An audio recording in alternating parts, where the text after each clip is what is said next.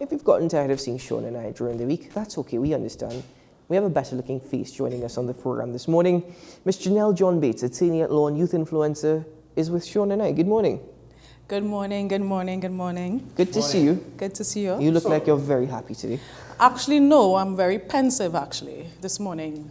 I was listening to what you had to say, the new trending or burning topic this morning, and it has me perturbed, and it reminds me of the conversation we had last week. Mm-hmm.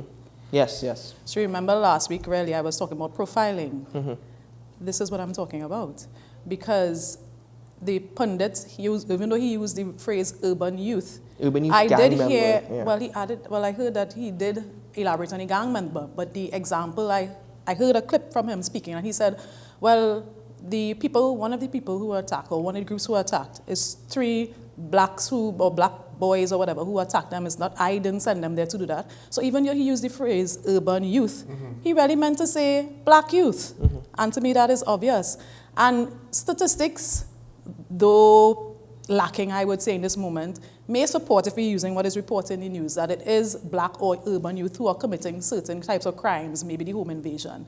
I don't think the comment was necessary at this point, because not only did he say it's urban youth, he goes on to say they're attacking Indo-Trinidadians, as if I don't think criminals are going to refuse your money because of the texture of your hair. Well, I don't think that comment was necessary. If he focused on Arangwes, the point is that if the focus is Arangwes, which is predominantly East Indian, it would be East Indians who are attacked, but they're not being attacked because they are East Indian, and I think that is the problem. That's the crux, because we need to understand, look, yes, there might be statistics that say a high prevalence of crime in the Afro-Trinidad, Trinbagonian community, but that just means it's a different kind of problem to how it's presented here, right? And that's the other thing. That's how far, it will go that far. It will go far to say, well, they're attacking we, and it's a race war thing. We already have a problem, which you agreed with me sometime. I would say there is a problem with racism, despite how much we try to bury our head in the sands in this country. If he had just stopped as far as saying, well, I guess he said urban youth gang members are attacking communities in Trinidad, or even, okay, Arangwes is my community, Arangwes, maybe understandable. But this is precisely my point. If you spoke on behalf of the community as a whole, because this is the thing, it's not even Indo-Trinidadian. I know that people might say, Ketan, you're nitpicking. It's not even Indo-Trinidadian. He said East Indian, right? And from the time that he used that particular phrasing, you already put a definition to the term urban youth gang member. But also, you're defining the sides in the struggle. Exactly. And this is the thing, and you know, I'd like to further the conversation a bit. We had Camille Pascal on this program multiple times before. I've spoken to him about this issue, and I've often said it, that the way society is now and how society thinks. Imagine seeing an Indo-Trinidadian, a fair-skinned Trinidadian, an Afro-Trinidadian. We're all Trinbagonians at the end of the day. People are saying, well, look at that. This is racial harmony as it is. This is the perfect mix as it is. This is how society is thinking. And it is very unfortunate. I thought that as men of the cloth and as leaders, you're going to make comments that are more unifying. You have to bring society together. You have to be careful what you say when you're in a position of authority and when your message will be transmitted. And then he's up in arms, because I heard him on another station, and quite frankly, I had to turn off the station this morning, coming on the road, because he was on a defensive. I didn't get the impression that he was trying to elaborate on what he was going to say, the true crux, because he's like, well, people only focusing on the Indian part, they're not focusing on. They weren't so up in arms about the people being attacked. That is not true. We are always up in arms about crime in this country. We just don't need to further push our already negative agenda that some would say is already being pushed by our politicians. I think part of the problem is when you're inaccurate in diagnosing the issue, then we go down a path that, one, is not going to help the actual issue, right? It's just going to waste time. And on two, satellite issues. Now we're focused on something that's a satellite issue. Two, it's going to cause more just conflict and disagreement and so forth. So if he wants to complain about the fact that, hey, the victims aren't getting the correct attention here, well, buddy, focus on you're the one. The root cause of that in this specific situation is technically the statements that were made, because that's what we're reacting to. right? Again, if it was voiced differently, to put emphasis on the victims and to put emphasis on the actual problem of why is there crime in Aranguez? Because I think you want to criticize something, criticize it. Is there something about the police response time in Aranguez? That's where you could go. What is it about the community that's making it vulnerable? Criminals see Aranguez as we say, soft targets. Because to me, criminality driven by most of these young youths, it's opportunistic. From my perspective, it's not necessarily as planned all the time. So again, we have to look at those things. Have they identified a particular vulnerability, a weak spot in Aranguez? And again, I was particularly perturbed because then the sentence I read was going on to, and that's why citizens need guns. So we already have a sort of racially tinged statement, and then we're adding guns to it, which is what we were talking about last week, which is why I said I do not trust Trinidadians to be given guns, carte blanche, and stand your ground, because we are a society on edge. But it's already in that issue with stand your ground. I'm seeing it more and more being commented on social media with armed law-abiding citizens, give them the opportunity to have a gun, stand your ground laws within the household. And I'll be very honest with you, your concerns that you raised last week are very much valid, in the sense that even if you want to arm law-abiding citizens, at any moment something can happen where they might not have the rationality to actually use these weapons. You know, and I don't trust that they will go and keep up with their training. Having a gun is an awesome responsibility. I do not know if I trust the average Trinidadians who have all these safety precautions in place to handle that correctly. Mm-hmm. So in terms of this issue with race relations, and I actually had the opportunity to interview the pundit earlier, before Talking Point, and he's suggesting that he's seeing it as it is, and he says that's how people are misinterpreting his comments.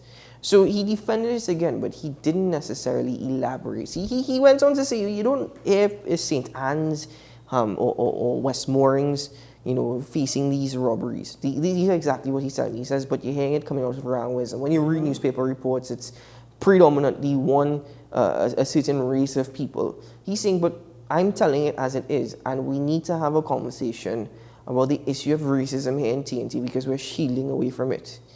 But clearly, this is not the right way to go about having a conversation. Way back in the day, some of the people, an older couple living on my street, I believe, their home was invaded, they were murdered, and their safe was taken, right? This is way back in the day before crime reached where it is now. Mm-hmm. So my community, right, which is close to St. Anne's, we have neighborhood watch, we have WhatsApp groups, we have the air horn, we have police officers. I had to check, do we have police officers that communicate? Yes, we have put all of these measures in place. And that is why I say I think Aranguez is just currently a soft target. I don't think it's, okay, let's go to Aranguez because there are Indian people there.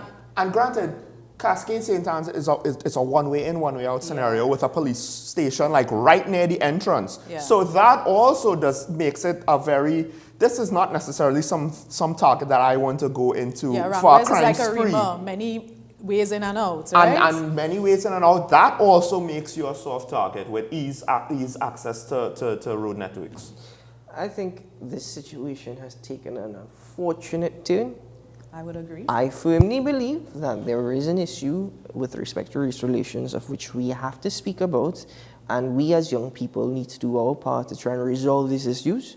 I think this is the absolute wrong way to even raise the issue or bring about the conversation. Yeah. I do not agree with that. And furthermore, this is not a time where we need division. This is a time where we need unity. More than ever, we need a united Trinidad and Tobago. And even if you think I'm being philosophical, I'm sugarcoating a situation, no. We have to deal with our race relations issue, but not by, trying to divide each other even more. No. We have to try and solve it, but unfortunately, I don't think some people are understanding of how we should be communicating certain things. Do we need a symposium on race relations? Oh boy. Do we need that symposium? Here's the real question, right? What issue was the pundit trying to tackle? The specific crimes in that area and help for the victims, or race relations? Because he says, well, we take it focus off the victims, but it seems as though he wanted to highlight a racial thing, and now that blew up in his face, he's changing his tune. Again, I'm not change his tune. I'm not. He's digging. He's I digging think down. He's tuned with regards to the intention of his phrase of what he said. That said, I will say this again. I think a lot of times this is not about necessarily someone who is outright bigoted, just someone who is outright extremely insensitive and has no consideration for the negative consequences of what he says. He doesn't care about that. Here's the flip side of it. He's saying you're talking about his what he meant by it. What was his intention? And he, to a certain degree, he actually addressed that as well. He says the media is not reporting what was actually said. For example, I didn't say urban youth. I said urban youth gang member, right? If that makes much of a difference. That doesn't speak to his intention, and though. then furthermore, he says, everything that I have said is being misinterpreted and people are calling me a racist. Right, but it's being misinterpreted. Did he single out the fact that the home invasion where they had the 3 men executed was done by only Afro-Trimegonians? He focused on some one of those acts and said it's not my fault that these people went and do that. And it's the tone of the explanation. People can judge you based on not only what you say, the tone of how you say it and the things that follow. Okay, let me use an example if people will follow me. I understand why some people back when BLM was a new thing, a new movement. The All Lives Matter statement was so controversial because on one hand, you did have people who just didn't know any better, just kind of walk into that. But on the other hand, it was used as a taunt. It was used as a counter-protest statement. So the key point is, I think, to some extent, we were just we just made blanket assumptions. But again, he might be saying these things, but the fact of the matter is the intent behind them, right? When you say, well, it's not my fault that these people, you're drawing the lines whether you realize it or not on a racial level. So what do you expect people to interpret your intentions to be? And my thing is, why the focus on their race? I think actually the urban part is probably more, he was right to do the technically is the urban, the living conditions, the socio-economic drivers for me is the important part because then you make it sound like a certain race is predisposed to criminality. And that is the problem I have, that us against them, we are the good ones, you are the bad ones, you all are predisposed to behave this way to criminality, and it's not because of their race. It's not a race thing. You can have an urban youth that is not, that's a non-black. But it can happen. It has happened. My concern as well, folks, is, and you said whether or not we need to have a symposium. I don't necessarily think a symposium might bear fruit. I think we need to have a paradigm shift. I mean, that was a little joke. No. I know. But some people might actually take it seriously. And that's why I'm saying I think it needs more of a paradigm shift because my other concern in this issue is young people who are listening to this commentary, young people who would have heard what the pundit has said, or the pundits, sorry, because it's more than one. Yes. Young people who would have heard this, or young people being brought up in these communities, or with this notion or this thought that is being preached. That is what I'm scared for, because I'm trying to figure out a way as to how we can tell these youths, listen, even though this is what you're probably learning from a young age, and this is the environment that you're growing up in, this is not the case. This is not the fact, and the issue is what you're actually hearing. The issue is how you change your mindset and open up your eyes and realize, listen, we all the same. We all the same. Whether or not you want to argue, opportunities are different based off of your skin color. All of that we have to argue, and all of that we have to sort out.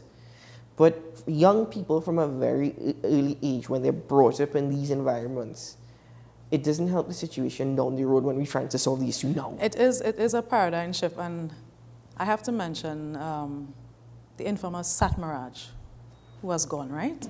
And I thought to myself, well, when he passed, because I'm sorry, in my mind, he was a racist.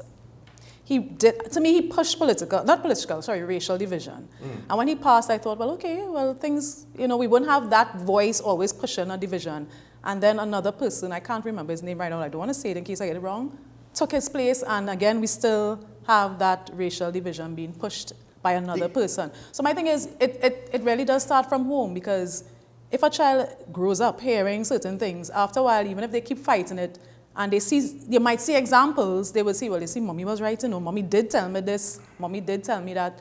So I don't know It starts with the parents. And how do you change the mind of the adults? The problem is, a lot of the time, statistically speaking, what they say is correct, right? It's just that, okay, but your interpretation of what that means. Yeah, you have a statistic. The statistic is this happens on this rate and this amount of people do this and not so much, right? But what does it mean? And the meaning that is then attributed to it, I think, is where it goes back to just because you have a correlation doesn't mean it's the cause. Like you said, the urban part or the urban youth part or the low-income urban youth part, if you really wanted to be properly specific, is probably a lot more relevant than race, because in areas where they don't have a large Afro population, you'll get crime from whatever is the slums or the ghetto, the low-income urbanization, use of whatever demographic you have there. Whether it is natives in Hawaii or Alaska, whether it is, white kids in England or the UK, in certain parts, etc., etc. That's just reality of the situation. And it just so happens that, in a country where we have 40% of one race and 40% of another race, let's not forget who the last hanged gang leader, what race he was, right? We can't just... I know, but still, like, when you talk about who the bosses are, you don't... It's funny, in this country, we don't have equal opportunity of crime bosses because certain races are usually attributed to that position, right? And one of which I do believe, if you wanted to, talk about race and crime, we've heard about East Indian drug lords. I think in this country... We've heard about black gang leaders, right? We focus a lot on crimes committed by what I would call the small fish, the low-hanging fruit, the foot soldiers.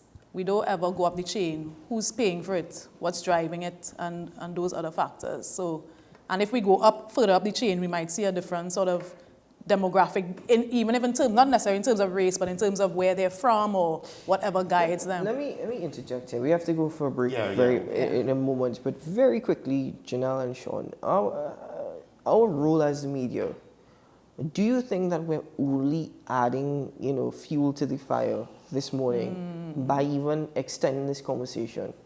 Do you think that we're doing that? Because there are some people that have argued, why is it that the media even gives these people the opportunity to speak? Why does the media even report on these things? Why does the media actually have to put the entire article? Forget about it. Well, I think, yes, if there was no article, we probably would not have known about it. But there is an article, so it needs to be addressed. Because we can't just let somebody say something and leave it hanging in air.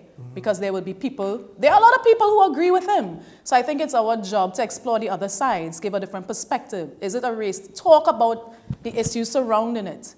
And we might come to a solution about the issue. We might have changed the pundit's mind, perhaps, if we had that discourse. We might change someone else's mind. So I think the responsible thing is to dive into it and not be afraid to address it. Well, one of the things is, if you don't speak out about it, you kind of just give unspoken consent. And then, because one of the things that I look for is, if a politician makes a claim, one of the first things I look for is, can it be challenged by somebody else? If there is no challenge, then that is the first, it's not the only area, but it's the first check mark of, is this credible? Yes. Because if they can't challenge it, then perhaps there is some credibility in what's been said. So if no one challenges things like this, it gives it far too much credence. Yes. So it's a catch-22, because like I said, when you're talking about racism, it will keep racism alive. That's just the nature of the beast. Give